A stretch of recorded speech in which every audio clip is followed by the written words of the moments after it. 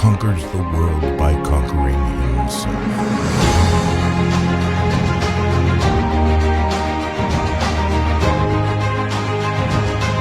Thing that discipline definitely does help you with is it helps you get things done. And when you get things done, when you actually do things, you have more success. If you have more success, and sometimes a big part of success is just not being lazy and just doing it. That's like 90% of it is just showing up. Get there and start working. Like, you're not gonna feel perfect every day. If I only worked out when I felt good, I'd be a pfeff.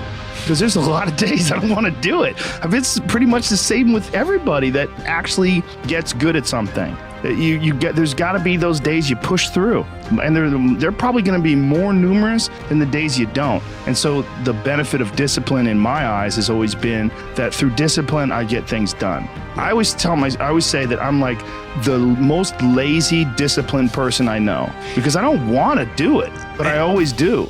And everybody's different. Everybody's similar, but everybody's different. And your attitude has a giant effect, not just on your life, but on other people's lives around you. That's the other thing about it. Those I can't catch a break guys, get them the fuck away from me. I can't be around those guys. I don't want to hear that shit. I don't want to hear that shit. I don't buy it. Because everybody has bad breaks. I've had a shit ton of bad breaks. But you know what I did? I stayed up.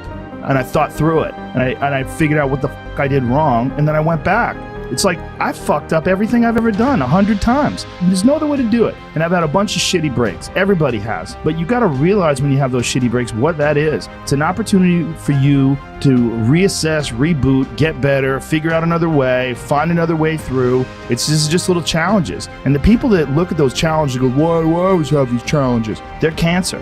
Those people are dangerous to be around. They will rob you of your enthusiasm. They don't give you any fuel. They're the opposite of fuel.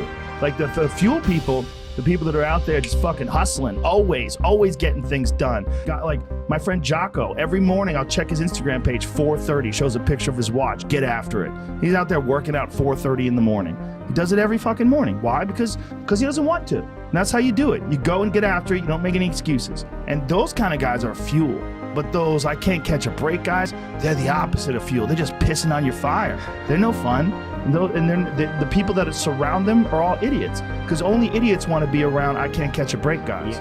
If I look back on anything I've ever done, mistakes I've ever made, paths that something that I put out that I didn't quite, maybe I just waited 3 months before I released that, or maybe I should have, re-edited that blog post a couple more times before I put it online, or those things drive me crazy. The things that I've done have driven me crazy, but yelling at someone I didn't have to yell at them for, or whatever. But the most important thing is always for all people to recognize that you're not who you were a year ago. You're not who you were 5 years ago. You're not who you were last week. You're who you are now, and this is the only you have control over. So you gotta regulate how much you dwell on regrets of the past. You really gotta be careful, because it's good to have a little. Because my regrets, whether it's things of professional nature or the very few regrets friendship-wise, which is one thing that makes me very happy. But there's life is strange. There's a lot going on. There's a lot of factors happening in life. But for sure, who I am now wouldn't have ever happened if I didn't fuck.